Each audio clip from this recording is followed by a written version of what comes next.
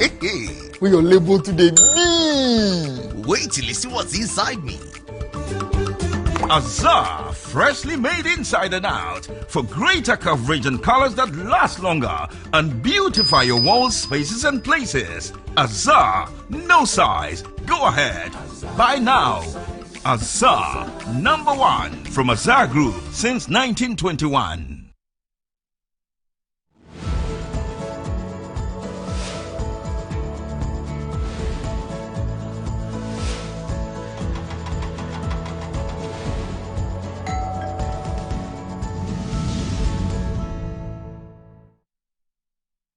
Welcome back to the Homeowner Show right here on Metro TV. We are live on Facebook at Metro TV Ghana, on DSTV on channel 277. Before I let you in on something that we would have to do before the conversation starts, let me quickly share some very great information with you. You're supposed to watch, let me put it that way. I mean, this is your show. You're supposed to watch Homeowner Show every Saturday night, 6 p.m. live on Metro TV and across all socials at Metro TV Ghana or on Homeowners TVGH for all their conversations on building and construction in Ghana and beyond. For sponsorship or partnership, you can call or text the producer or the producers 024-327-2753. Let me go on that again, 024-327-2753. All right, so before our real conversation starts here, we've got a video that we would want you to watch. We're all watching actually, and from there we can start that conversation on the rise in hostel fees. Is it a national responsibility, or do you think individuals would have to do it?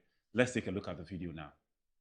According to the Office of the Rent Commissioner and the Rent Control Department, the decision to engage stakeholders in the student accommodation sector is necessary to find a lasting solution to the issue of unjustifiable increases in hostel fees. They say the engagement will be held nationwide and is expected to take place in the coming days. Upon what we found, there's a need for us to do stakeholder engagement, to be fair. We cannot set prices or say reduce it once we don't know what went into your pricing. And to get and set the record straight, we are saying that hold on. If there's any intention or plan to add more, which we think somehow, some way, though we are not aware how you got there, it is not still not within the line of law to sit at will at your board meetings and increase rents, which includes hostels. It is for this reason that we have stand on our authority, the power of the law, to say, hold on, let us meet, which we have called for stakeholder engagement. If we clearly look at our statements, it comes in two folds. Hold on, we are about getting you letters, and soon as by next week, we start engaging. As to how we engage, we'll make it clear to them. To ensure compliance with the directive, the Rent Commissioner noted that an interim platform will be launched to receive complaints, particularly from students, about any unauthorized increases. He noted that appropriate action will be taken against offenders. I'm not working out of law. I'm working within the confines of my mandates, and that has to do. But as to whether somebody will comply or not, we are going to launch a platform for students immediately to report. And woe betide any operator who thinks that he's bigger than the laws of the Republic and that we receive any report from any student across the country who says he has been charged. It means that you have to now test the law and we will face them squarely. Frederick Opoku further noted that he has data on all registered hostels which will support the Welcome back to the Homeowner Show. So you've all seen it. I mean, the rise in hostel fees. Our parents are worried, students are angry. It's a national conversation. I mean, where are we heading towards? This is a conversation that I think we should all be having. And then if there are policies or strategies that has to be put in place so that at least we can all look forward and be committed to actually changing the situation, then we do so. However, we have an expert with us here in the house is going to do justice to our conversation. He happens to be Mr. Solomon Owusu. He's with the United Party and happens to be the communications director. All right, sir. So let me start here. From your party's perspective, what do you think, or what do you think is actually the cause of what is happening now, and why? Good evening and thanks for having me here. First of all, we have to understand that it's all lack of planning. We are not planning enough, and it's the reason why we seem to be having a deficit in the housing sector. If we were planning well, I don't think we will get here. Let's also put it on record that it's not as though we don't have houses in this country, but there is a mismatch. There is an imbalance in the system in terms of the housing delivery and the real needs of the sector.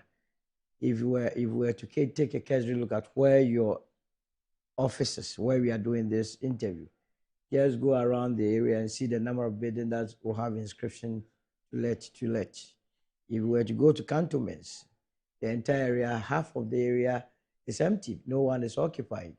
You will see the inscriptions to let. Go to East Legon. More than half of the areas, the buildings are empty.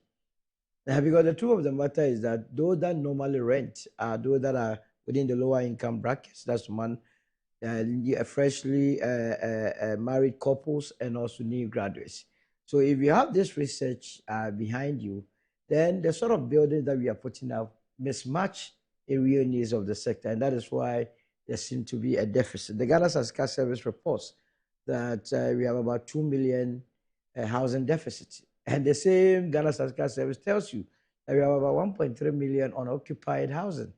So clearly, that is where the issue is. And it calls for government to do a thorough work by way of research so that they know the actual needs of the people and direct investment into that sector. And that's the only way you could help address the situation. And that is why we of the United Party, right from, if you read our great transformational plans, specifically in page 56, we talk about doing a comprehensive research in the sector to come out about what really the sector needs. Having known what really the sector needs, then we can put forward the appropriate proposal by way of public-private partnership as is done in every civilized society. So that the first point in tackling this is research to know the true needs of what is happening in the sector. Do you think it's a matter of policy, or failure of policy, or the market issue that is happening? Because if you look at what is happening now, a lot of houses are being turned into hostel. Yes. And the number of students that are renting this hostel on everyday basis or during the school term period are high. And initially, it wasn't that high. Then all of a sudden, it shoots up. Now it becomes a problem for the students and then parents. And it's becoming something that gets worse and worse. So do you think we have failed in terms of implementing policy, or the market, which you just spoke about, is actually what is actually the main problem? No, the successive governments have failed. They have failed because, you see, only last week you were told that about 509,000 students are writing WASI. Yeah. What it means is that you must expect, if you are a government, you must be planning for the 509,000 students entering tertiary institutions. Even if we were to take 20% of them not proceeding to tertiary institutions, you will still be doing around 410,000. Mm-hmm. The question you ask yourself is whether or not the available accommodations will be able to take care of these people. We know it, these are not matters that are hidden. Yeah. But you ask yourself, what is the plan towards that? So these people will write the exam, they will finish, they will gain admissions into the various tertiary institutions, and they go and add to the problems. I dare also say that our universities are also not helping.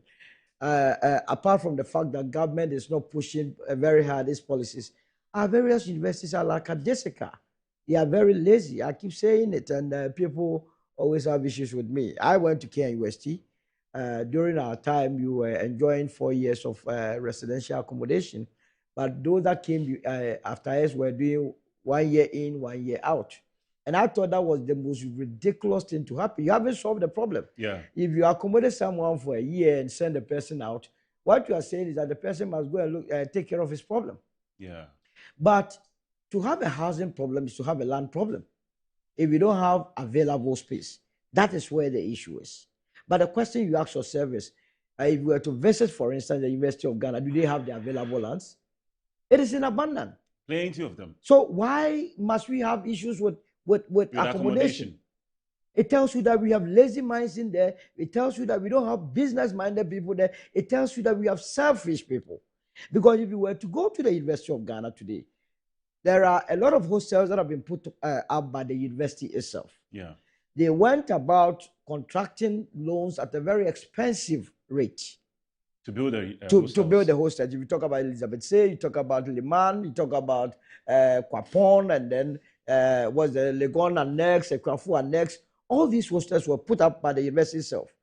But they contracted the loans from a bank for the purpose of specificity, car bank, at a very high interest rate.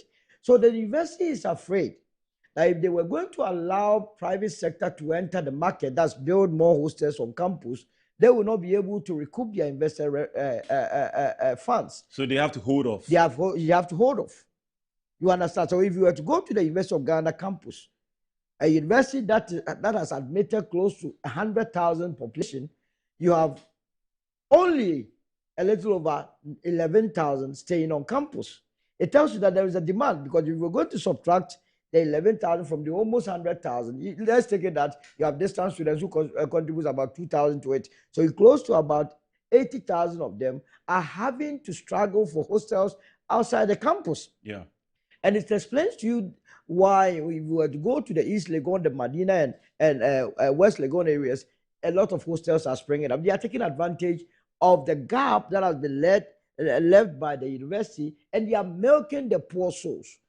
And that is where I believe that the university is not doing much, and the government of the day is also not helping matters. Because you see, housing has its basis or foundation, even in creation. There are three basic things that human beings we need to survive. That is food, clothing, and shelter. Shelter has to do with housing. Yeah. You understand? It is the reason why when you read our constitution and Article 36, it tells you that the core mandate of any government is to make sure that the welfare of the citizens are achieved. Maximum welfare. The government's duty is to make sure that the citizens are happy. Yeah. How can a citizen be happy when the person is facing accommodation problem?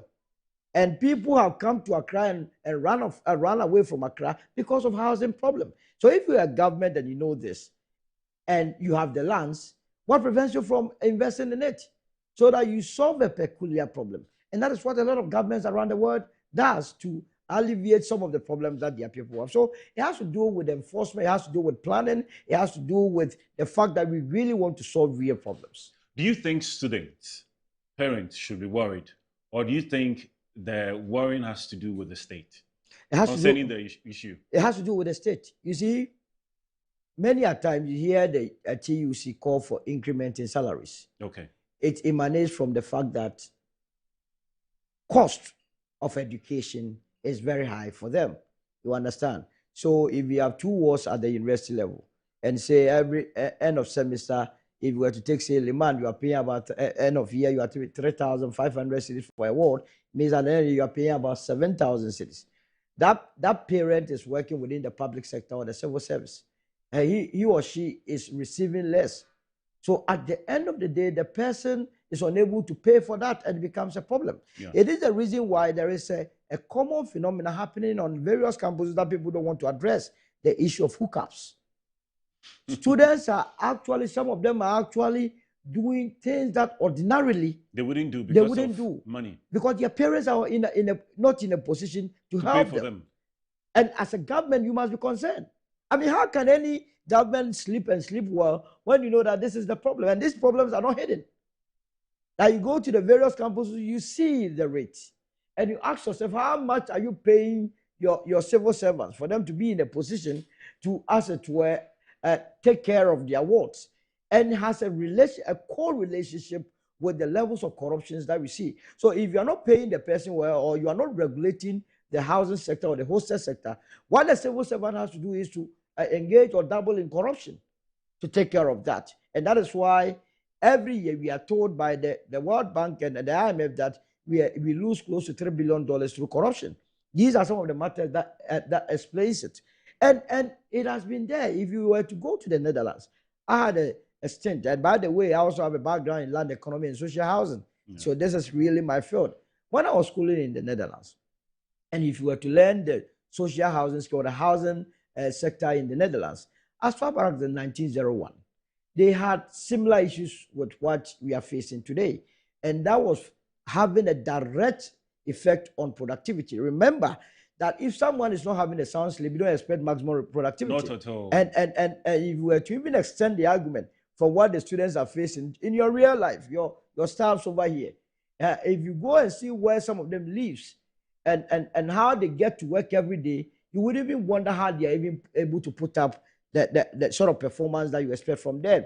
That's true. And beyond that, the quality of housing also has a direct relationship with the health of the workers. If you are not living in a very good environment, you don't expect to be healthy. You get my point? So it's a core function of the administration.